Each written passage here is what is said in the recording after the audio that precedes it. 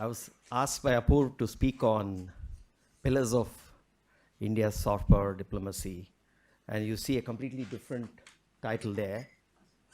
It's Portland, Porter, and Pastry. So don't be shocked. It's basically, it just so happened that 10 days ago I was in Delhi and I was speaking about soft power and civilizational outreach, all the points that Veena just highlighted. I was talking about that. And like probably Groucho Marx would have said, I didn't want to hear myself speak the same thing again within 10 days in the same city. So I said, okay, let me change the topic. And one good thing about soft power is I got up at 4 o'clock, meditated for a little while, and a moment of epiphany, I got the title. So please do meditate. So,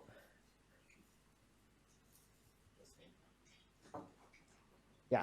So the agenda is we're going to talk a little bit of Portland communications and what they did for ranking soft power. They have, the last 5 years, they have done work on ranking global nations on soft power. Porter is Michael Porter. Pastry is a pastry.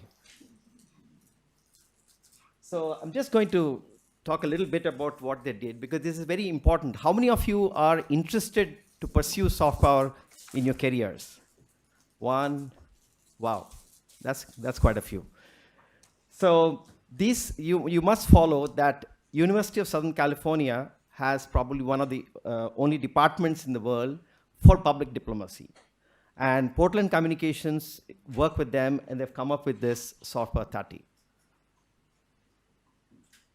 You all know about Joseph Nye and what he defined soft power, but basic three aspects of political values, culture, and foreign policy.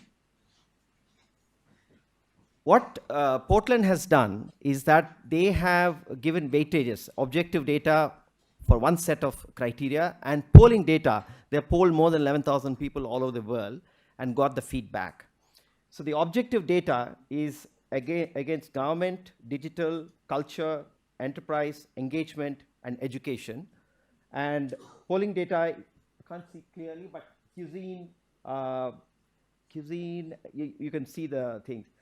But this is the broad thing, 70 and 30. So these are the 6 things that I was talking about. So this is the ranking of the top 30 that they have come up with based on this criteria. This is for 2018. You can see that UK, France, Germany, and United States and Japan are the top 5. Anybody from any of these countries? I'm from UK and US. UK and US, okay. Anybody else? Germany, great. So these are the top 5 countries based on this ranking. India is not to be seen in that 30, top 30, India is not there. It's 41 out of 60. So this is how we have ranked on digital, government, and culture. That is the strongest that we got the ranking, India's ranking. Yes. So you can see that in digital we got 35, government 37, culture is 38, enterprise is 47, engagement is 47, and education is 51.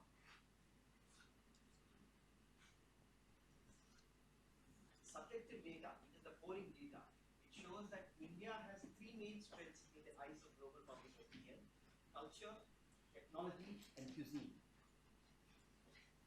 Culture, technology, and cuisine.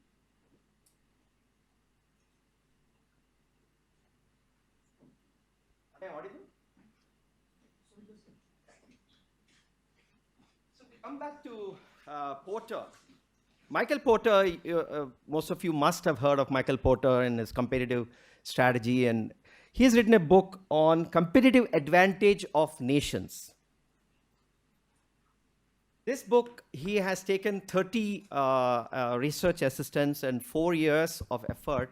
He has mapped 10 countries based on the largest exporters and then evaluated them and came up with this concept of cluster theory and this diamond model to determine how a nation can be competitive. And the 4 factors that he talked about was a healthy firm structure within the country, related supporting industries, demand conditions. The local country also should have strong demand conditions, and factor conditions like labor, land, infrastructure.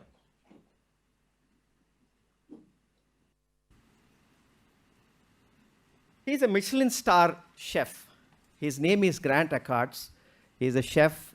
He's based in Chicago. I had an opportunity last September to book myself and have a meal there. He's one of the top chefs in United States. One of the things, you can see what he's doing there. Can anybody guess what he's doing there?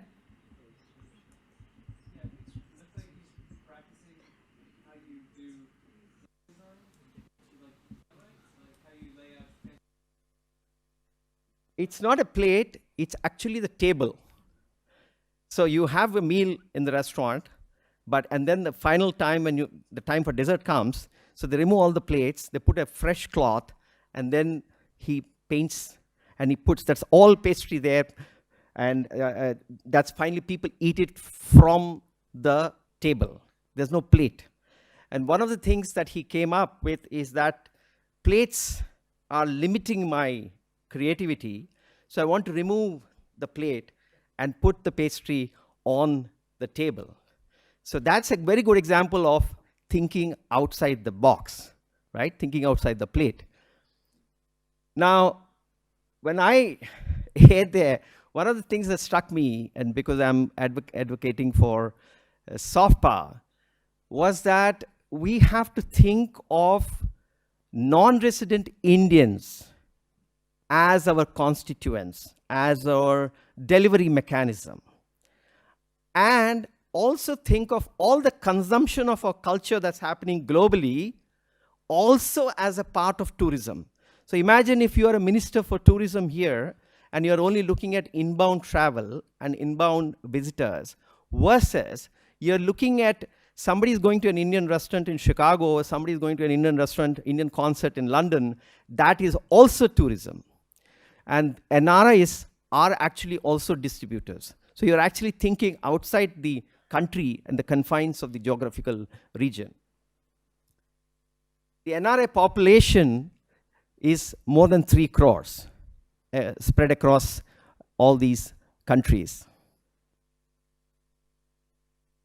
You must have seen Hans Rosling's videos on population, very popular on TED. You must have seen his infographics and all that. Now, if you actually look at this, the population by 2050 is going to be 7 billion, and you're going to have 1 extra billion from Europe, and US is going to be static. You're going to have 1 billion from Africa and 1 billion in Asia. That's the increase in population. Why am I talking about that? Is that migration forecasting, whereas Europe and US, the population is not growing, it's also aging, there are also labor issues. There is a need for migrants from Asia to serve the people in the US and in Europe. So this is an important aspect of our soft power. So coming back to Porter and thinking of clusters, cluster theory of, he talks about Italian footwear industry, he talks about Swiss watch industry. You actually look at clusters of excellence of Indians across, right? Then you see Indian doctors, for example, in the US. You can immediately say, oh, great. Did you know that 35% of the strategy professors in the US universities are Indians? Or every year for the last 15 years, spelling bee contests are being won by us? Or there's a professor called Ann Lexon who has done research. More than 50% of entrepreneurs in the Silicon Valley have an Indian connection. either the CTO or the CEO or the CMO. There's a founder there, the Indian founder there. And automatically the venture capitalist, when he sees this as an Indian as a part of the founding team, there is some kind of a comfort, right? So if you look at it, even the old economy, all the motels by Patels, right? So you have, if you see how these, Singapore, for example, I live in Singapore, and Singapore is looking at skill development in Assam for nurses. Because their population is aging, they want nurses from India. So if you see these centers of excellence and how people and this migration that we are seeing is happening, and we can see that Indians have a role to play in services. So she talked about culture, I'm also talking about services. So there is a need. So this is the model that I thought of this morning in my meditative trance. And I would, all the hands that you raised, I would urge you to please get in touch with me at hari@indicacademy.org in the next few days and seek your assistance. I want to develop this model, this diamond model for soft power that is based on networks. So you have these networks. So spelling bee contest, my son has just won the spelling bee contest, but the next year, the parents will be calling me. So there's an informal network that's happening, right? There's a domain networks that are forming. Similarly, the overseas citizens, we are 3% of our population, or 2.5% of our population is overseas. Not many countries can boast of that. The developed countries don't migrate anyway. They only migrate for jobs. But here we migrate for a living. So not many countries can. Overseas Chinese and overseas NRI Indians are probably the largest chunk as a percentage of the population. And then she has already highlighted the factors of soft power within our country in terms of culture, people, capital, infrastructure. But more importantly, the global demand that is there for our culture, what she has highlighted, what the millennials are consuming, which I'll come to, the services, which are the people, the products and other factors. So if you see, there is a need for us to advance Joseph Nye's research on soft power, Michael Porter's research on competitive advantage of nations, build on both these concepts and advance it and build a new model for soft power. I have some thoughts on the ranking that Portland has done.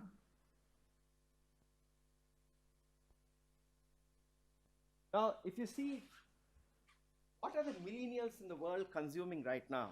I call them as the 4 pillars. She's highlighted a lot of pillars. I just want to summarize them into 4 pillars, right? First pillar is that people are traveling not to see a monuments, but they're traveling for cultural experiences, for curated cultural experiences. They want an intellectual element to wherever they go. They just don't want to see something, but they want an overlay of intellectual experience. Craft. Most millennials you go to, they don't want to buy any product which is made by a large corporation. They want to buy a product which is handmade, some village somewhere is benefited because of this product. So what you wear, what you eat, what you use in your house, everything is craft. And India is the largest repository, largest number of villages in the world that survive on craft, that generate craft. Again, care and consciousness, whether it's health, whether it's vegetarianism, whether it's Ayurveda, care is very important. Ecology. And again, consciousness. When I say consciousness, I mean the entire thing about spirituality that we have, whether,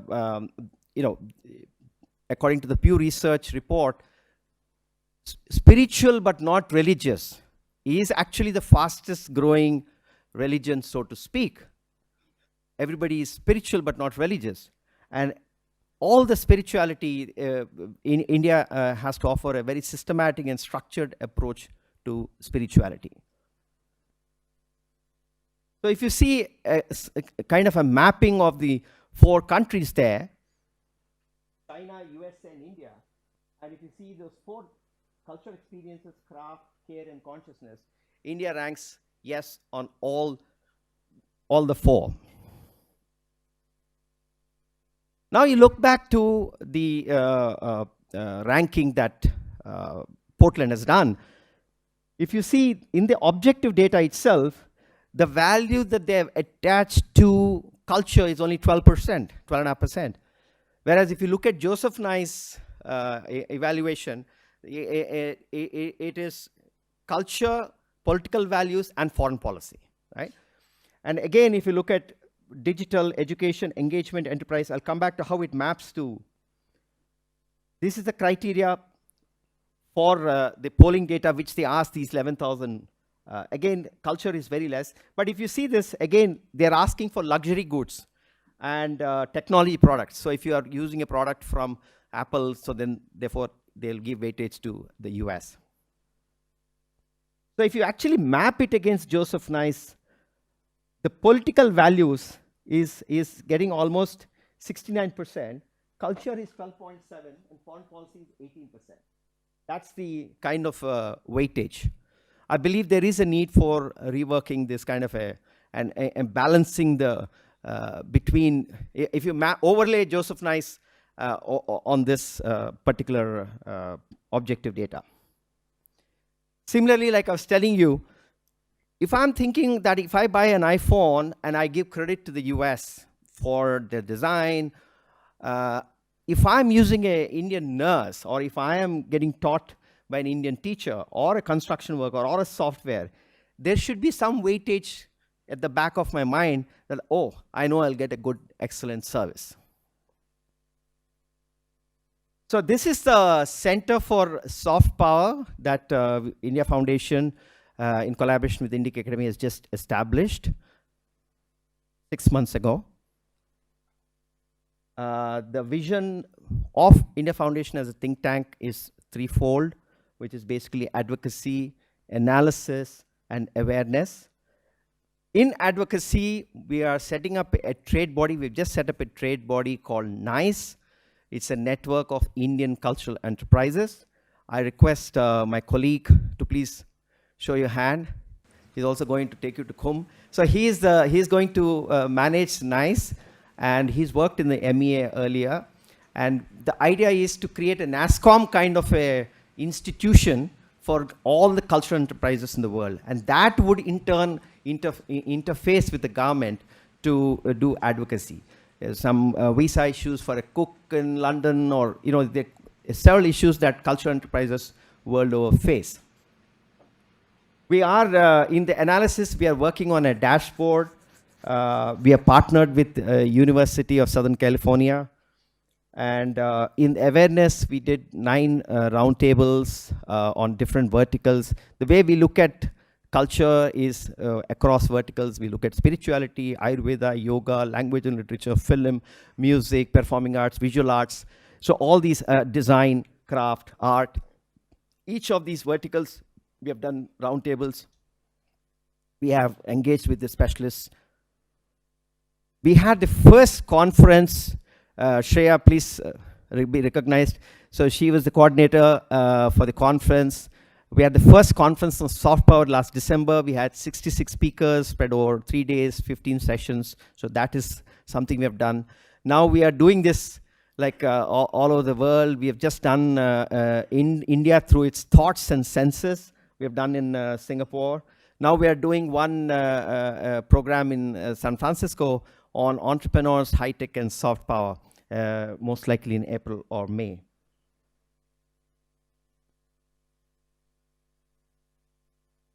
Yeah.